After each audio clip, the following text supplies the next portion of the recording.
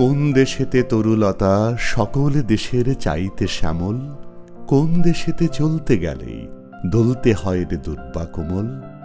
কোথায় ফলে সোনার ফসল, সোনার কমল ফোটে রে, সে আমাদের বাংলাদেশ, আমাদেরই বাংলা রে। নদ নদী খালবিল ঘেরা পলিমাটি ধৌত এই দেশের উর্বর মাটির প্রান্তর জুড়ে ছড়িয়ে আছে প্রাচুর্যময় কৃষি ফসল। বাংলাদেশের বৃহত্তম দ্বীপ জেলা ভোলা। ভোলা জেলার দক্ষিণে অবস্থিত চরফ্যাশন এবং লালমোহন উপজেলায় প্রতি বছর প্রায় 19,000 মেট্রিক টন সবজি উৎপাদিত হয়, যা সারা দেশের বিপুল জনগোষ্ঠীর সবজির চাহিদা পূরণে রাখছে গুরুত্বপূর্ণ ভূমিকা।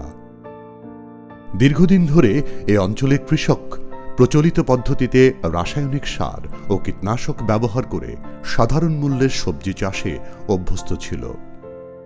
2022 সাল হতে চরফ্যাশন এবং লালমোহন উপজেলায় সবজি চাষ এবং বিপণনে পরিবর্তনের ছোঁয়া লক্ষ্য করা যাচ্ছে।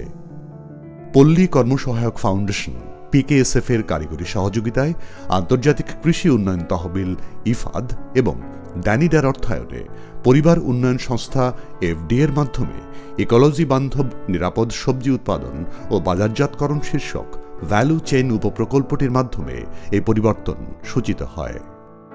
আগে কৃষক মাটিতে তৈরি সবজির চারা ব্যবহারে অভ্যস্ত থাকলেও প্রকল্পের সহায়তায় এখন তারা ব্যবহার করছে কোকোডাস্ট ও ট্রেতে তৈরিকৃত চারা, আর এই চারাগুলি তৈরি হচ্ছে উদ্যোক্তার নিজস্ব নার্সারিতে। আমার স্বামী কৃষক, আগে সে একা সংসার চালাতে পারতো না, এখন কোকোডাস্টের মাধ্যমে চারা বুনে আমি 12 ধরনের চারার মৃত্যুর হার কম, শিকড় ভালো থাকে, দেখো যায় সুন্দর। 6 মাসে নার্সারিতে আমি 30,000 চারা বুনছি, 90,000 টাকা বিক্রি করছি। আমি এখন ভালো আছি, ছেলেমেয়ের পড়ালেখা খরচ চালাতে পারি, ভালোভাবে চলতে পারি, আমার সংসার এখন ভালো চলে। এই চারা মাটিতে রোপণের পূর্বে প্রয়োজন হয় জমি তৈরি। দীর্ঘকাল জমিতে রাসায়নিক সারের মাত্রাতিরিক্ত ব্যবহারের ফলে জমির প্রাকৃতিক উর্বরতা শক্তি হ্রাস পায়। অধিক রাসায়নিক সারে অধিক ফলন, এরকম ভ্রান্ত ধারণা থেকেই অতিরিক্ত সারের এই প্রয়োগ। এখন কৃষক সচেতন হয়ে SRDI থেকে মাটি পরীক্ষা করিয়ে নেয়।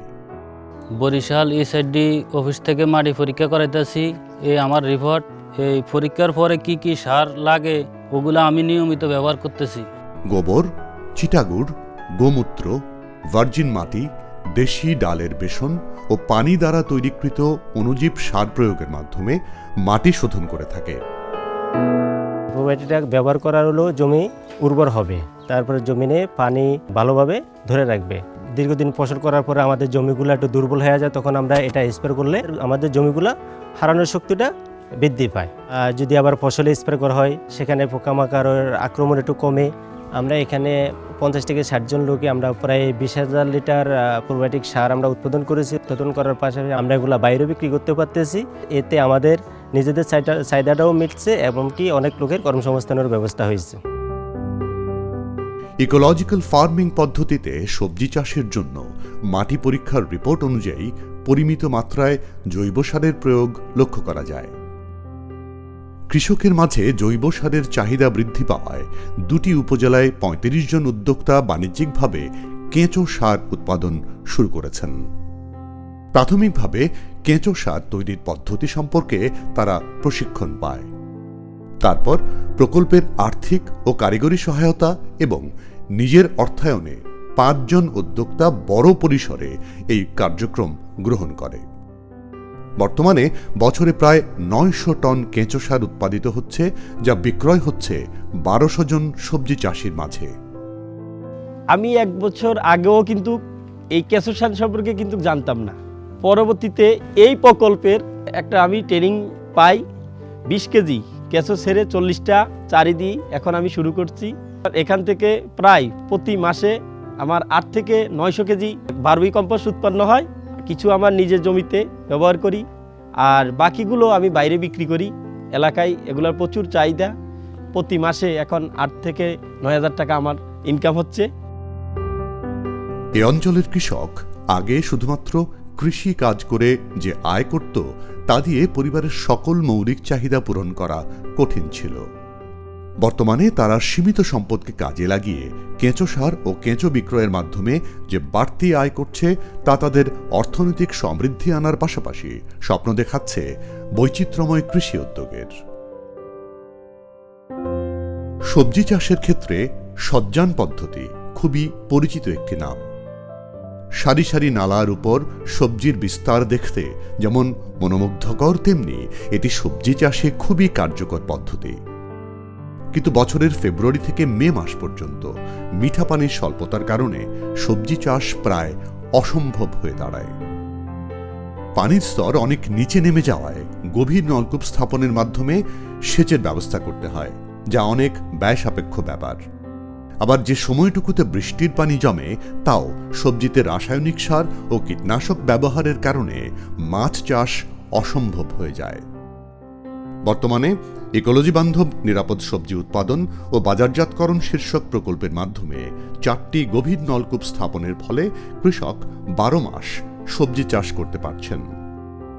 সবচেয়ে উল্লেখযোগ্য বিষয় হল এই পদ্ধতিতে নিরাপদ কৃষি উপকরণ ব্যবহারের কারণে এখন সজ্জানে চাষ হচ্ছে বিভিন্ন ধরনের মাছ। এই প্রকল্পের আওতায় আমরা গভীর একটা নলকূপ পাওয়াতে সবজি 12 মাস চাষ করি, পাশাপাশি মাছও চাষ করি। 4-5 পদের মাছ চাষ করি, রুই মাছ, কাতল মাছ, তেলাপিয়া, গ্লাস কাপ এবং সিলভার কাপ। আমি গত বছর 1 একর 60% জমি থেকে 1,20,000 টাকার মাছ বিক্রি করি। জৈব বালাইনাশক ব্যবহার করাতে মাছ চাষ করতে সুবিধা হয়। একই ফসল যদি বারবার করি তাহলে আমার মাটির স্বাস্থ্য গুণাগুণ ঠিক থাকে না, যার জন্য আমি প্রতি মৌসুমে ফসলের জাত পরিবর্তন করি। জাত পরিবর্তন করার কারণেই আমার এখানে মাটির স্বাস্থ্য গুণাগুণ ভালো থাকে, ফসল ভালো হয়। এখানে গত বছর আমি প্রথমে শশা চাষ করি। শশা শেষ না হইতে আমি মরিচ গাছ লাগাই। মরিচ শেষ না হইতে এখানে আমি মিষ্টি কুমড়া দিছি। মিষ্টি কুমড়া শেষ না হইতে আমি এখানে টমেটো লাগাই। তার মানে আমি অল্প জায়গায় বেশি ফসল উৎপাদন করতে পারছি। এই জমিতে একের পর এক সারা বছর সবজি চাষ করতেছি। আমার সবজি এখানে খুব সুন্দরভাবে হইতেছে। সবজির জন্য ভীতিকর উপাদান হল রাসায়নিক কীটনাশক। বিষমুক্ত সবজি উৎপাদনে এখানকার কৃষক বেছে নিয়েছেন নানা ধরনের বিতৃষ্ণা ফসল, যেমন তুলসী গাছ, গাঁদা ফুলের গাছ, ঢ্যাঁড়সের গাছ এবং ফাঁদ ফসল যেমন বরবটি, রসুন, পেঁয়াজ ইত্যাদি।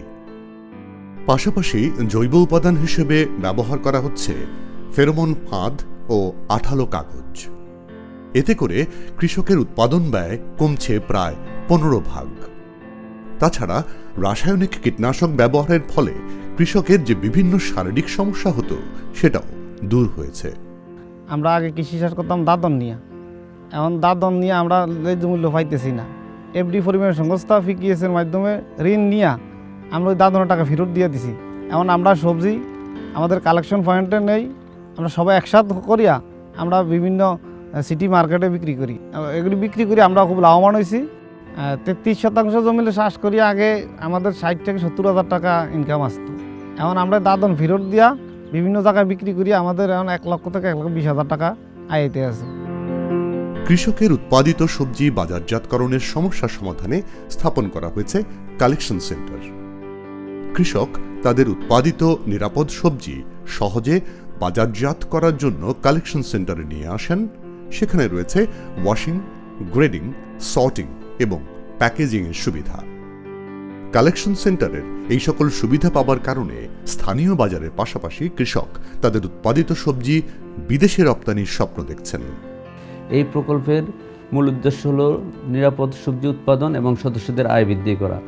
আমরা সদস্যদেরকে আর্থিক ব্যবস্থাপনা, গ্লোবাল গ্যাপ বিষয়ে প্রশিক্ষণ প্রদান করছি। প্রকল্প বাস্তবায়নের ফলে সদস্যদের 20% আয় বৃদ্ধি পাচ্ছে।